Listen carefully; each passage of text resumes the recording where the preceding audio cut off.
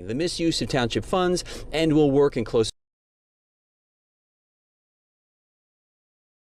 We first became aware of the situation at 12:40 a.m. and at 1 a.m. in the morning, our team started convening together to deliver for New Yorkers. New Yorkers need to know that their city government moved quickly to assess the incident and protect critical resources. Chief Technology Officer Matt Frazier even conducted a series of television and radio interviews throughout the morning to keep New Yorkers informed about the outage starting at 5:40 a.m. While we are continuing to monitor the situation, emergency operations and crucial services, including our 911 system, are working properly.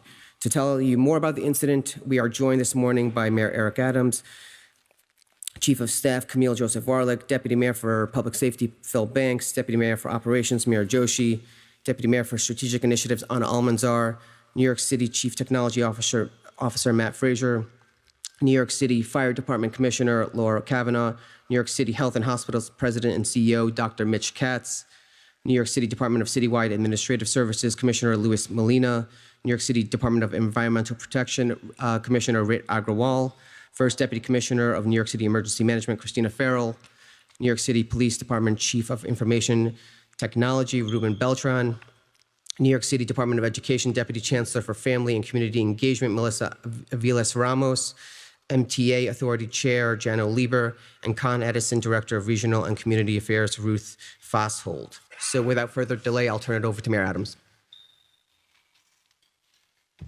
Thanks so much, DM Levy. And I often recall, although it was not a cyber attack, I recall when I was briefed by the former mayor, he says one of the major concerns is dealing with any form of IT outage, including if it is a cyber attack. We need to be prepared. And with that in mind, Chief of Staff Camille Joseph Warlick has been hosting a series of drills. We just recently did one to deal with any type of IT outage or cyber attack. And so it was good to see how quickly the team coordinated. CTO Smalls, Frazier called me around little after midnight last night and gave me a preliminary briefing that what was taking place, and reached out to the other team members, and everything kicked in gear. And you see the results of that from not only the notifications he made this morning, but also the coming together of the team. The blueprint was already in place. All we had to do was to execute on it. And just want to thank all these city agencies as well as our partners in other agencies like the MTA. And we're here to update New Yorkers on this global IT outage involving CrowdStrike. CrowdStrike is a cybersecurity software prevalent in computers across the globe. Their goal, as the Chief Technology Officer would explain, is to identify if there is a problem and to immediately take action. And early this morning, they sent out a software update that inadvertently took systems offline. They sent out a software update that inadvertently took systems offline. This was not a cyber attack that was hit or cyber hit on our city infrastructure. Our city's IT and security teams, led by the Office of Technology and Innovation, have been working nonstop to troubleshoot problems and restore services.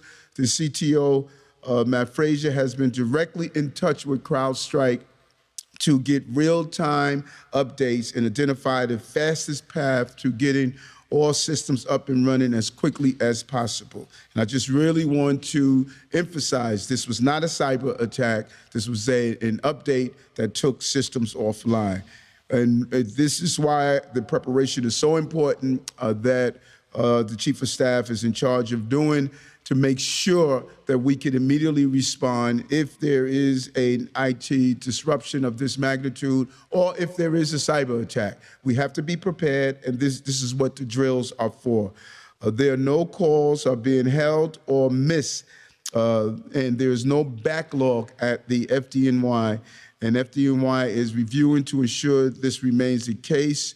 We want to ensure New Yorkers that 9/11's core systems have not been impacted. Our infrastructure and emergency operations, they're all in place, and we're going to continue to do that. Life-saving complaints that come through 311 or city agencies are being prioritized.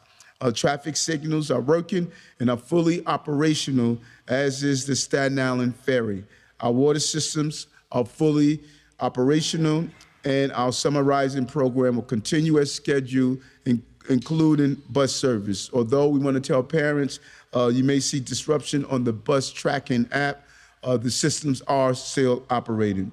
We expect to continue to see cascading effects of the outage throughout the day, but New York City Office of Technology will be doing everything possible to minimize potential service disruptions and restore service to all systems as soon as possible.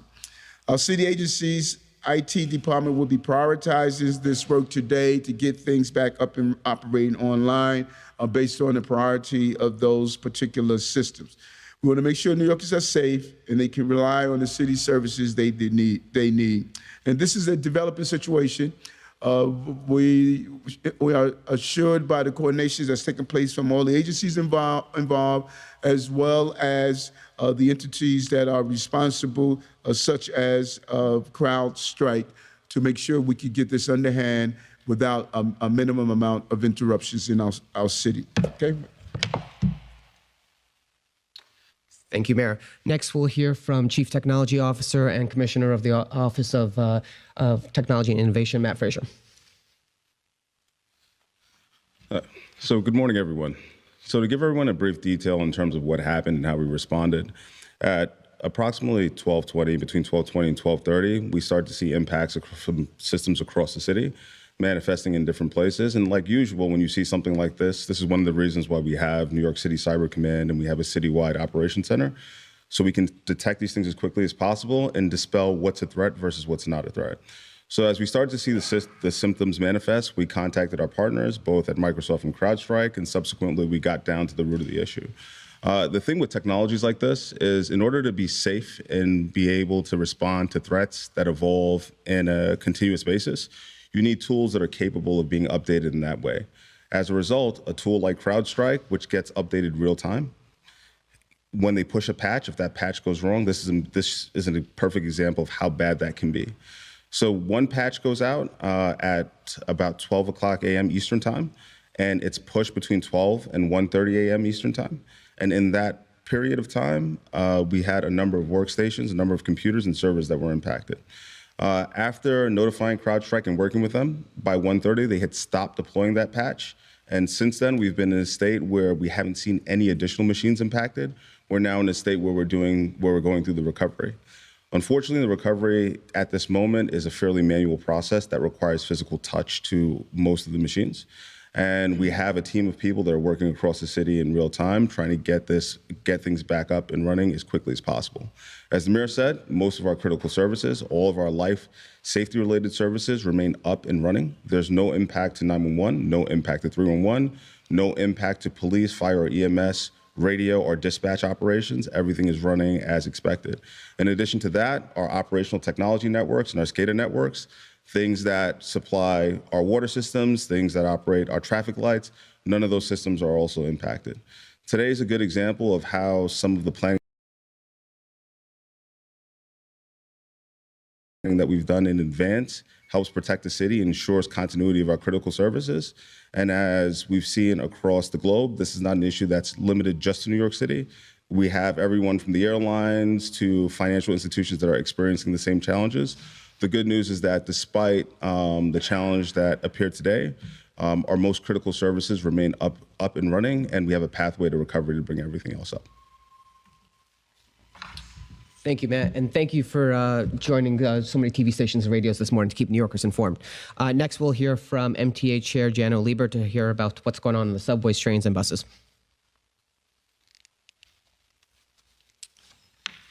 So the MTA activated our incident command system and our emergency management procedures in the late morning hours, and we established quickly that there is no impact to subway service, no impact to the bus system, no impact to commuter rails, and no impact to the paratransit operations. The impacts are limited so far that are customer facing are limited to one portion of our countdown clocks on the B division, which is the letter trains, are not operating. But as old New Yorkers know, the trains are coming. They're coming on regular schedules, and you can count on it. You just may not have the countdown clock available. Otherwise, the tolls are being collected. Bad news for some people, I know. But every single operating system is functioning. You may not have up-to-date information, just like the countdown clocks are not 100%. You may not have up-to-date information on exactly when commuter trains are arriving, but all of that is coming online, back online pretty promptly. And as I said, all the customer-facing impacts have already been evaluated and mitigated, and all of our systems are running. I want to thank the mayor and the entire New York City team for their cooperation. I've also been in touch with the governor's team and briefed her on everything that's going on. Bottom line, the airline system may be in disarray, but New York City's public transit system is going full speed. Thank you, everybody. Thank you very much, Jenno. Next, we'll hear from Dr. Mitch Katz from H&H. Thank you. Good morning, everyone. Dr. Mitch Katz. I'm the CEO and president of New York City Health and Hospitals, and I'm happy to report that not only are all of our hospitals functional, but all of the hospitals across New York City are functional. Every hospital is required to have a plan and to practice what would happen if computer systems went down, because we deal with life and death and have to make instant decisions about prescribing a medicine, running a test. And so every hospital has to be able to run without computers, and some of us are even old enough to remember when everything ran without computers. So we know how to do it. There is a manual override for a process for when you have to not use the computer, you go to paper. But throughout the city, because most of the hospitals, including ours, use an electronic health record called Epic, which did not go down, overwhelmingly, all of the systems are running just as they should. Patients should keep their appointments. They might experience delays because some of the individual workstations have to be brought up manually, as you've heard. And so not all of them are brought up, so people should have a little bit extra patience with their doctor or nurse, but people should not neglect their care. The hospitals are all running fine and able to do their function. Thank you. Thank you, Dr. Katz. We'll take some on-topic questions now. About the system update and how it caused the problem the city's experiencing now. Was it something in the software update, the patches you were talking about, or was it how it was implemented? Could you just give us a little more detail on how that things went awry there? Yeah, sure. So the way these technologies work is that there's a control file that gets deployed into the agent that runs on every computer and server. When that control file got deployed, part of the control file was corrupted. So when it went to execute and apply the update, the Windows system itself panicked, and which is what causes the blue screen that you see that says that they commonly refer to as the blue screen of death. So that update that went in, that came as a control file into the agent, is the thing that triggered the symptoms that we're seeing. That corrupt file was on the CrowdStrike end of things? That is correct. That is correct. So the way these agents work, because we have malicious actors that work 24/7 around the clock, there are new signatures that appear every day. These tools stay connected consistently so that as new updates come, they update so that our systems can be as safe as possible. Now, part of that means that those control files get updated sometimes multiple times a day, on a daily basis, weekly basis, so on and so forth. So as those files come in, it's normal to see that type of update. What's not normal is the code that was corrupted as part of it. What types, you mentioned some workstations went down. What types of workstations, meaning is this, processing vouchers on an administrative level, for example? I'm not saying that's what happened, but what types of workstations went down? And is there some sort of bifurcation to ensure the critical services didn't go down, or was it just luck? No. So in this case, there's no luck. It's good planning and practice, which kept our emergency services and our lifeline services up. So the way that New York City controls its infrastructure, our most critical services, 911 related, 311 related, we isolate and keep it in a separate environment, and we control what updates get pushed into that segment of the environment to ensure that in a situation like this, when something happens, it doesn't take down our most critical systems. So there's no automatic updating on those critical services? There's automatic updating, but it's controlled so that it only happens within certain periods of time. And we have a sandbox where we test those updates to ensure that when they get applied, if it impacts something that's in a test environment, not in a production environment. In the other cases, for the machines that have access out to the internet and the basic workstations that many people interact with, those are updated in more real time because the risks to those machines are much greater than the ones that are in the public safety side of the world. And what kind of workstations were those? What type of jobs will you see impact on? Yeah, so what I'd say is that there's going to be a myriad of impact, which we are currently assessing.